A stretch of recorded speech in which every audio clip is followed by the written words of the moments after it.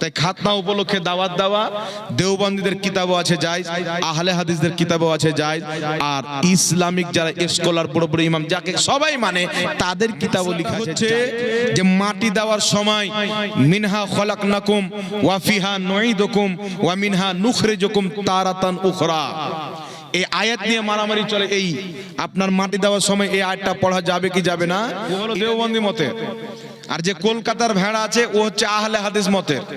কিন্তু আমি আহলে হাদিসদের কিতাবকে গবেষণা করলাম, আহলে হাদিস ভাইদের কিতাবগুলিকে আমি পড়লাম, তো আহলে হাদিস ভাইদের সব চাইতে বড় ইমাম যার নাম হচ্ছে ইবনে তাইমিয়া, খুঁজতে খুঁজতে খুঁজতে ইবনে তাইমিয়া সাহেবের লেখা কিতাব মাজমুয়া ফাতাওয়া, যেই কিতাব না পড়লে আহলে হাদিস ভাইদের মধ্যে মুফতি হতে পারে না, সেই কিতাবের মধ্যে আহলে হাদিস জামাতের ইমাম ইবনে তাইমিয়া লিখছে মুসলমানি কেন্দ্র করে দাওয়াত দেওয়া জায়েজ আছে। বলুন সুবহানাল্লাহ। কি আছে? জায়েজ আছে। এই জামাতের ইমাম বলছে যায়, আর কলকাতার ভেড়া বকরি চোরানোলা রাজমিস্ত্রি বলছে না জায়েজ, হারাম। আর হারাম বলছে তো দলিল কি জানেন? দলিল হচ্ছে যে আব্বা জানে। আমাদের গ্রামে একটা মেয়ে ছিল, তো মেয়েটা কানে কম শুনতে পেত, মেয়েটার বিবাহ হবে, মৌলভী সাহেব গিয়েছেন, আমরাও বসে আছি সাইডে, তো মৌলভী সাহেব বলছেন যে অমুকের বেটা অমুক, অমুক গ্রামে বাড়ি, অমুক পোস্ট থানা, এত টাকা দেন মোহরে, এত টাকা নগদ, এত টাকা বাকি দিয়ে তোমার বিবাহ পড়াতে চাই, তুমি কি অনুমতি দিচ্ছ? তো ওই মেয়েটা বলছে মা জানে। জি, এই যে গাধা মৌলভী বলেছে মুসলমানের খাওয়া দাওয়া করা হারাম, এর দলিল হলো মা জানে। জি, আমি রিসার্চ করলাম, তাদের কিতাব মাজমুয়া ফাতাওয়ার মধ্যে লেখা আছে খাতনা উপলক্ষে দাওয়াত দিয়ে খাওয়া দাওয়া করানো যায়। জোরে বলেন সুবহানাল্লাহ। এখন এই গাদভুজ সহি হবে না তাদের ইমাম সহি হবে? দুইজনের মধ্যে একজন ভুল তো অবশ্যই, নাকি বলে? জোরে বলেন। দুইজনের মধ্যে একজন তো ভুল অবশ্যই।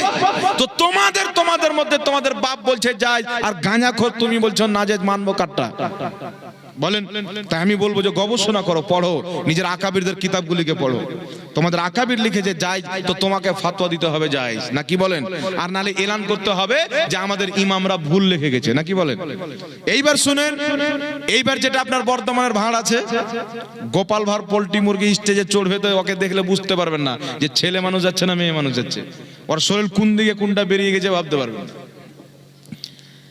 ও বলছে মুসলমানের খাওয়া দাওয়াকে কি কি শব্দ ব্যবহার করেছে, এখানে ব্যবহার করা যাবে না, একটা সম্মানিত স্টেজ। কিন্তু আমি গবেষণা করলাম যে দেওবন্দীদের মতে খাতনার দাওয়াত কি, তার কারণে আমি একটি কিতাব কিনলাম 5,500 টাকাতে, দারুল উলুম দেওবন্দ ওদের সবচাইতে বড় মাদ্রাসা থেকে আনালাম।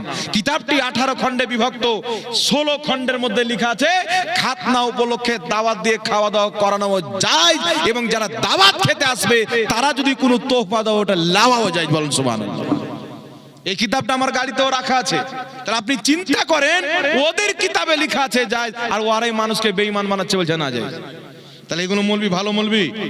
জোরে বলেন। খালি মৌলবি দেখলি ভালো হয়ে যাবে না, দাড়ি টুপিওয়ালা দেখলি ভালো হয়ে যাবে না। এই দুটা কিতাব তাদের কিতাবে আছে তো আছে। এইবার শুনেন, আল আদবুল মুফরাদ কিতাব, লেখক হচ্ছে ইমাম বুখারী। এই কিতাবের মধ্যে দঈফ সনদ ও হাদিস নিয়েছেন, হাসান সনদ ও হাদিস নিয়েছেন। আল্লাহর নবীর সাহাবী খাতনা দেওয়ার অনুমতি দিয়েছেন, সাথে সাথে ছাগল জবাই করার অনুমতি দিয়েছেন। বল সুবহানাল্লাহ।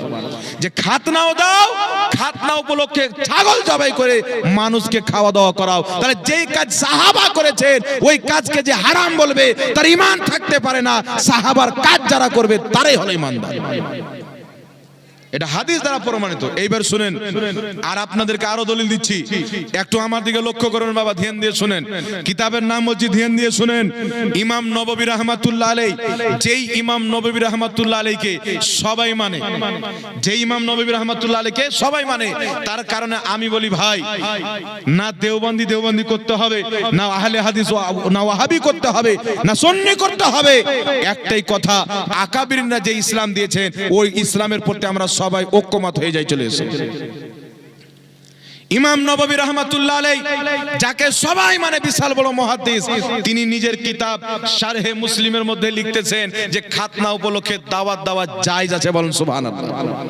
বিখ্যাত মুহাদ্দিস ইমাম ইবনে কুদামা রাহমাতুল্লাহ আলাইহি, যিনাকে আমাদের চাইতে সৌদি আরবের মুফতিরা বেশি মানেন, কারণ সৌদি আরবের রাষ্ট্রীয় মাযহাবের নাম হচ্ছে হাম্বলি মাযহাব, আর হাম্বলি মাযহাবের জগৎ বিখ্যাত কিতাব হচ্ছে কিতাবুল মুগনি।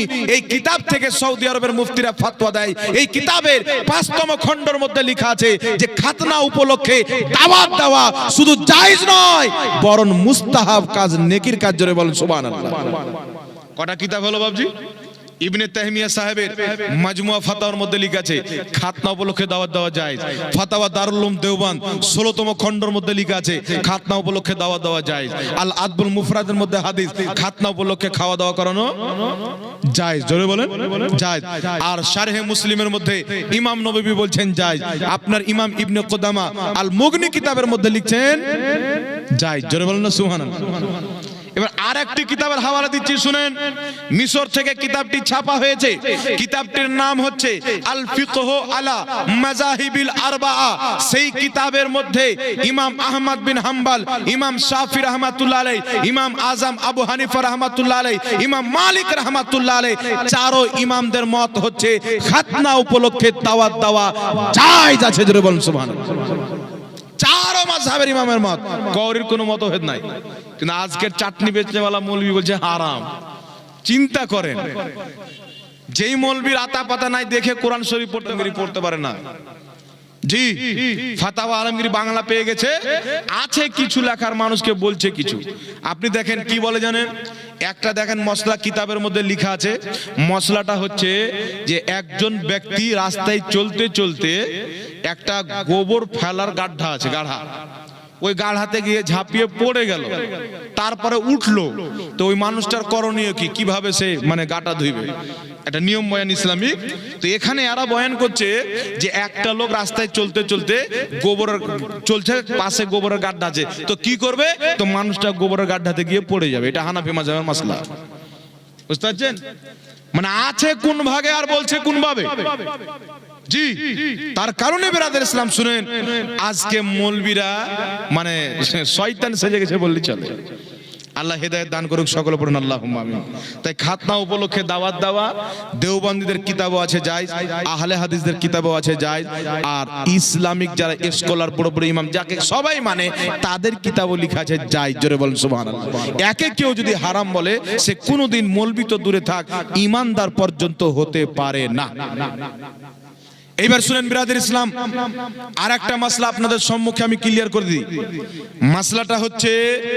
মাসলাটা হচ্ছে যে মাটি দেওয়ার সময় মিনহা খলাকনাকুম ওয়া ফিহা নুঈদুকুম ওয়া মিনহা নুখরিজুকুম তারাতান উখরা। এই আয়াত নিয়ে মারামারি চলে। এই আপনার মাটি দেওয়ার সময় এই আয়াতটা পড়া যাবে কি যাবে না, এটা নিয়ে এখন ঝামেলা চলে কি চলে না? কথা বলেন। জি, জোরে বলেন। জি, নাই আপনাদের দিকে? সুবহানাল্লাহ। যাক, আল্লাহ আপনাদের দিকে নাই তো বাঁচিয়ে রাখুক। বলেন আল্লাহুম্মা আমিন। আল্লাহুম্মা আমিন বলেন। আল্লাহ হিফাজত করুক। আপনাদের নাই, যাক আল্লাহ পাক হিফাজত করুক। কিন্তু শুনেন, আমি বলছি যেই মতের হোক কোরআন হাদিস মানতে হবে কি হবে না? জোরে বলেন। আপনি যেই মতের থাকেন, কিন্তু আপনি বলছেন আমি মুসলমান আর বলছেন মিনহা খলাকনাকুম মাটি দেওয়ার সময় পাঠ করা যাবে না, তাহলে আপনি কিসের মুসলমান? কোন দলিলের ভিত্তিতে বললেন?